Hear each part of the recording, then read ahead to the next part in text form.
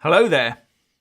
The boss of JD Wetherspoon said yesterday that anti-Brexit pundits were universally wrong.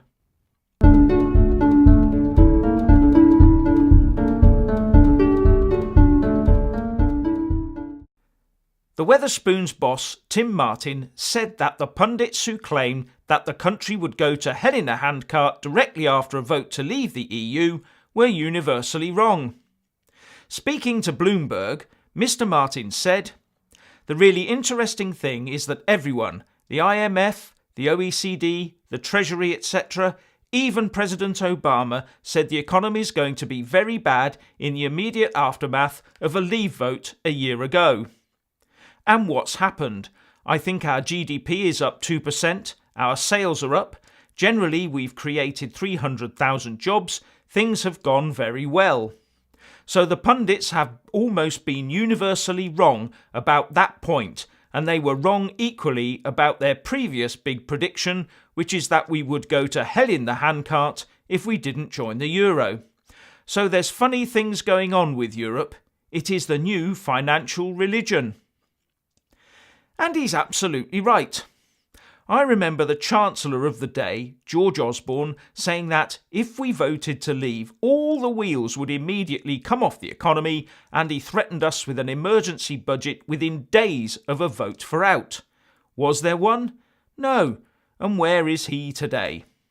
And, as Tim Martin says, not joining the euro did not flush the UK economy down the plug hole, as all the commentators so gloomily predicted. Further, has inflation gone through the roof as was warned last year? No, it rose to 2.9% earlier this year and then fell back to 2.6%. And I will remind everyone that the government has a long-standing target for inflation of 2%, as does the Eurozone's European Central Bank, by the way. So 2.6% is within the band and perfectly acceptable. The FTSE is doing well, employment is up, and unemployment is down. The one worry we do have as a country, I think, is the national debt, which is now over £1.7 trillion and climbing by the day. And this, of course, has nothing to do with Brexit. It is racked up while we are inside the EU.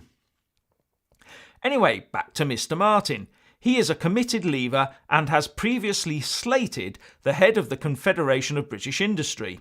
In July this year, he told the CBI director, Caroline Fairbairn, to put a sock in it when talking about the Brexit negotiations, and said that gloomsters such as her should not interfere with the Brexit negotiations.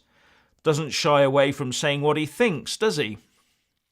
With the exception of the last few decades inside the EU, the UK has always been an independent and worldwide open trading nation, and it has now voted to return to that status. We are a country full of willing buyers with money to spend, and the sooner the EU recognises that, the better for them. As there are many willing sellers out there in the wider world outside the EU who would be more than happy to replace them.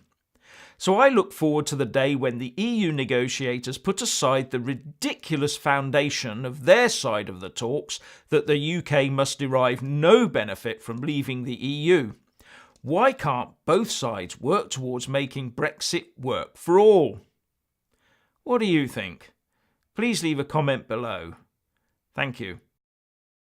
Please do like and share this video, and also subscribe to my channel. And when subscribing, please do remember to press on the little bell next to the subscribe button. That way you'll get an alert every single time I put up a new video. Thank you very much for watching.